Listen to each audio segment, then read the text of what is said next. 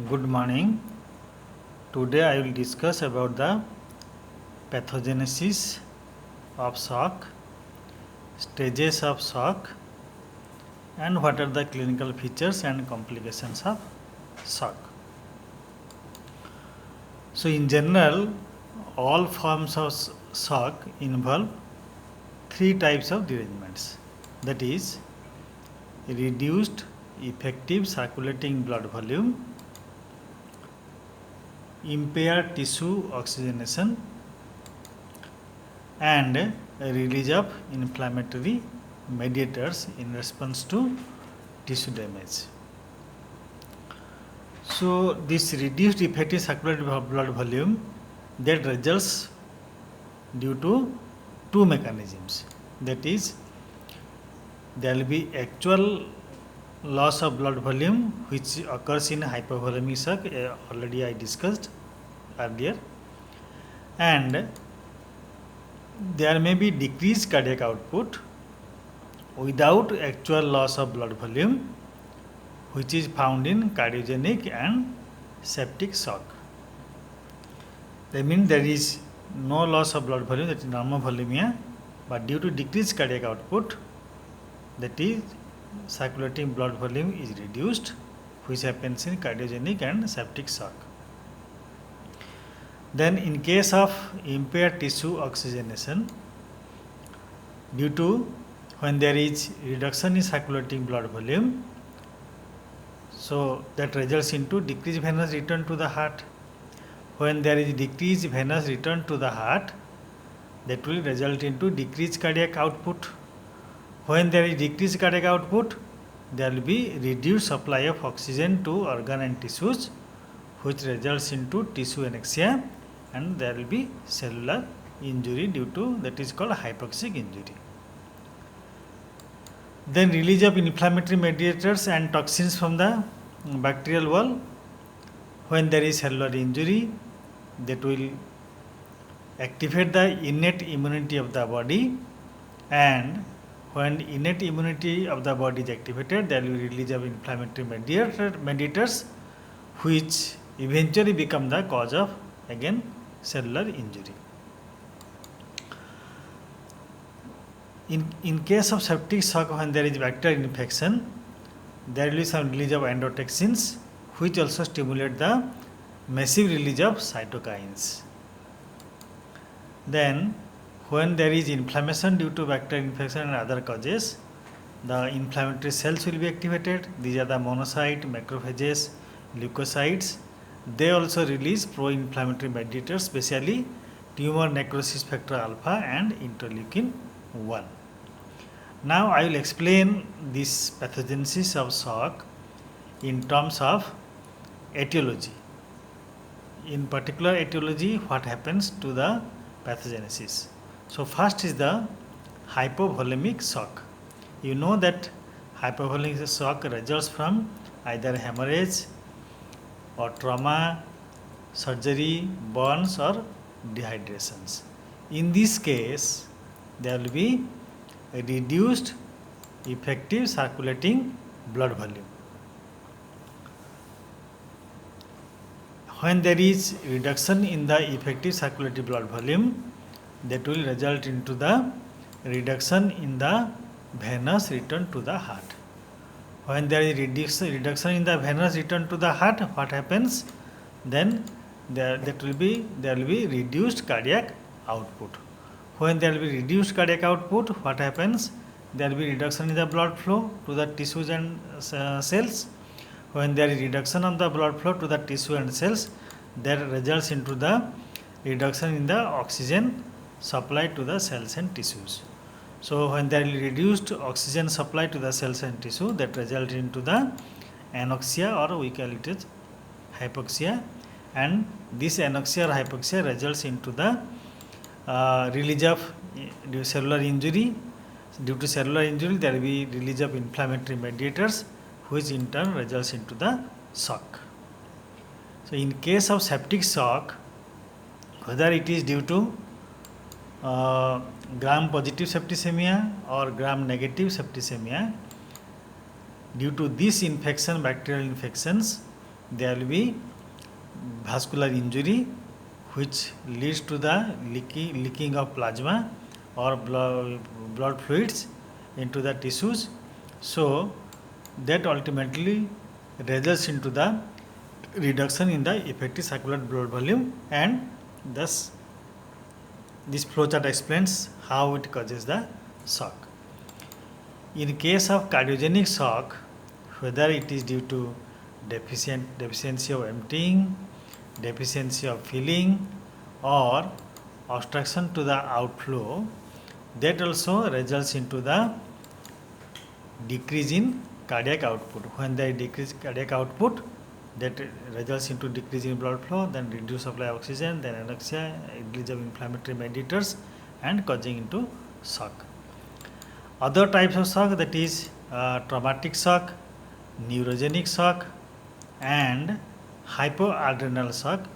These types of shock also results into the reduction in cardiac output, leading to reduction in blood flow, decreased supply of oxygen, anoxia, inflammatory mediators, and causing the shock. Now coming to the stages of shock.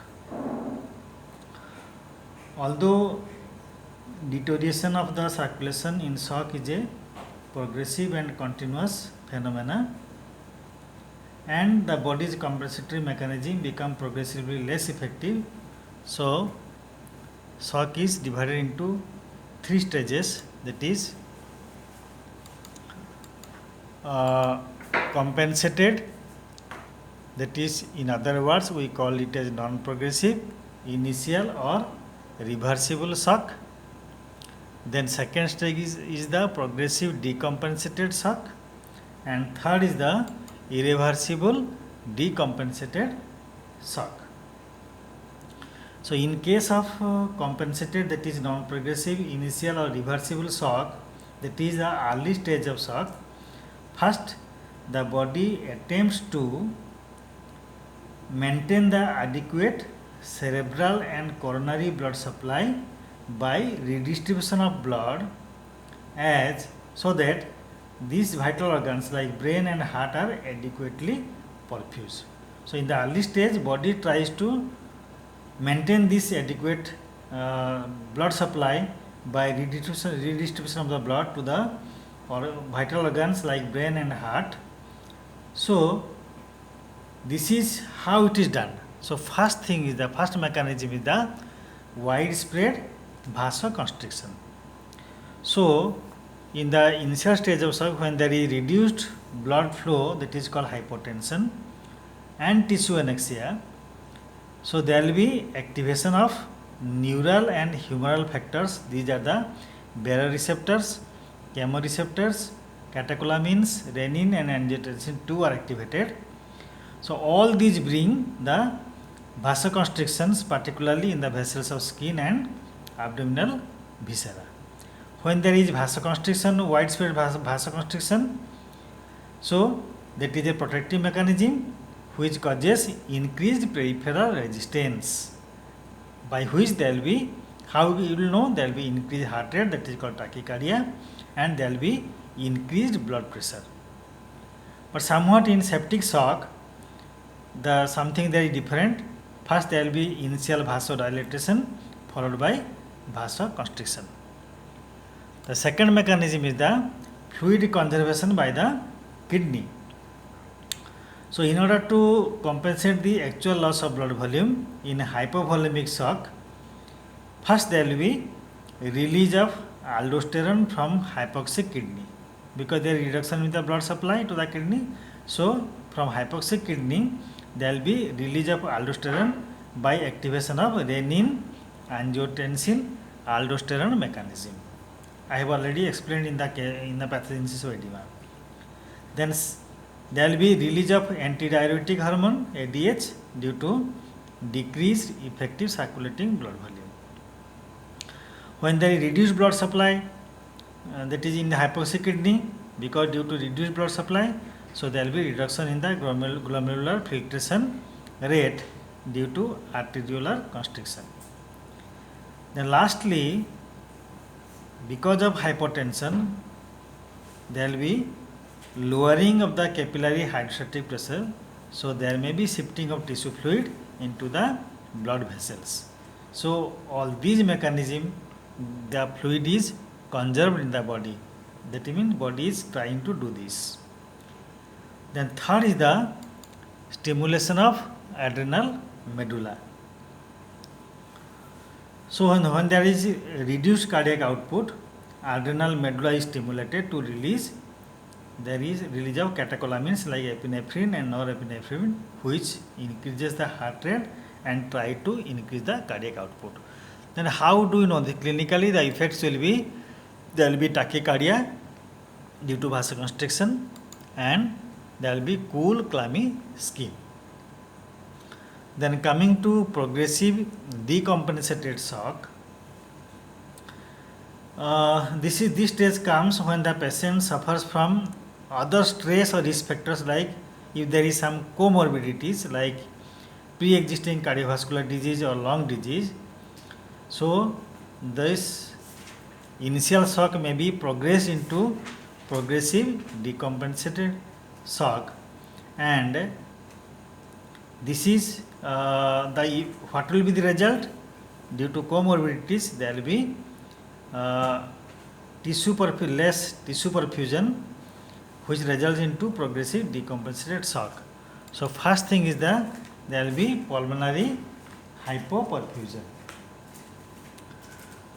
Because due to reduced cardiac output, this decompensated shocks worsens the pulmonary perfusion and increase vascular permeability, resulting into tachycardia and acute respiratory distress syndrome, that is called ARDS. Then secondly, due to reduced cardiac output and due to hypoperfusion, there will be tissue ischemia. Due to tissue ischemia, when there is less perfusion to the tissue, so the metabolic activities will be shifted from aerobic to anaerobic glycolysis, which results into metabolic lactic acidosis. When there will be acidosis, so that will lower the tissue pH, which in turn makes the vasomotor response ineffective. So this results into the vasodilatation and peripheral pooling of the blood. So what will be the effect? So there will be reduced cardiac output, there will be mental confusion, there will be reduced urinary output, and lastly there will be tachypnea, that is increase in respiratory rate. Then coming to irreversible decompensated shock. When the shock is severe, very severe, in spite of this compensatory mechanism, despite therapy and control of etiologic agents which causes the shock, no recovery takes place. That's why it is called decompensated or irreversible shock. So first thing is why there is irreversible, first thing is that there will be progressive vasodilatation. So in the last stage in the severe stages of shock, when there will be capillary and venular wall are damaged due to anoxia, in this situation the arterioles become unresponsive to vasoconstrictor agents like chemoreceptor, baroreceptor, renin, angiotensin II. That will not be, the arteriole will not respond to these agents, and that begin to dilate. When there will be vasodilatation, arteriolar dilatation, that results in the peripheral pooling of the blood, which further deteriorates the effective circulating blood volume. Then next is the increased vascular permeability. When there is tissue damage due to anoxia, that result into release of pro-inflammatory mediators, which causes increased vascular permeability, that results in the escape of fluid from the circulation into the interstitial tissue spaces, thus deteriorating the effective circulating blood volume. Then release of MDF, that is myocardial depressant factors. When there is progressive fall in blood pressure, that is hypertension, and persistently reduced blood flow to the myocardium because due to hypoperfusion, that causes coronary insufficiency and myocardial ischemia due to this release of myocardial depression factor. So when these will be released, that will result into further depression of cardiac function, reduced cardiac output and decreased blood flow. Then worsening of the pulmonary hypoperfusion. Due to reduced cardiac output, further there will be pulmonary hypoperfusion which causes respiratory distress due to pulmonary edema, tachypnea and adult respiratory distress syndrome, that is ARDS. Then anoxic damage to the vital organs like heart, kidney and brain. When there is progressive tissue anoxia which causes severe metabolic acidosis due to anaerobic glycolysis. So, in response to this, there is release of pro-inflammatory cytokines and other inflammatory mediators and generation of free radicals. Because these are highly specialized cells, this myocardium, proximal tubule of kidney and neurons of the central nervous system, they are solely dependent on the aerobic respiration for ATP generation. So, due to less oxygen, there will be ischemic cell death in these tissues. Then lastly, there will be hypercoagulability of the blood. When there is tissue damage, there will be activation of coagulation cascade with release of clot promoting factors, that is thromboplastin, and release of platelet aggregators, that is ADP, which contributes to slowing of the blood stream and vascular thrombosis. So in this way, there will be hypercoagulability of blood with consequent microthrombi, impair the blood flow and causes further tissue necrosis. So clinically, you can observe there will be, in case of brain, there will be hypoxic encephalopathy. In case of heart, there will be focal myocardial necrosis. In case of lungs, there will be acute respiratory distress syndrome. In case of kidney, there will be acute tubular necrosis. In case of adrenals, there will be again necrosis. In case of gastrointestinal tract, there will be hemorrhagic gastroencephalopathy. In case of liver, there will be necrosis, and in blood there will be disseminated intravascular coagulation. Now coming to what are the clinical features and complications of shock. The classical features of decompensated shock are characterized by depression of 4 vital pressures. That is, first is the very low blood pressure, there will be subnormal temperature, there will be feeble and irregular pulse, and finally there will be shallow and sighing respiration. In addition to these, there may be pale face, sunken eyes, weakness, cold and clammy skin. There will be life-threatening complications in shock, that is due to hypoxic cell injury which leads to immunoinflammatory response. In response to this, there will be activation of various cascades like clotting system, complement system and kinin system. So the main complications are, that is acute respiratory distress syndrome, that is ARDS, disseminated intravascular coagulation, that is DIC, acute renal failure, that is ARF, then multiple organ dysfunction syndrome, that is MODS, of the heart, kidney, liver and brain. Then with progression, when the shock is progression, then patient may develop stupor, coma and finally death. Thank you.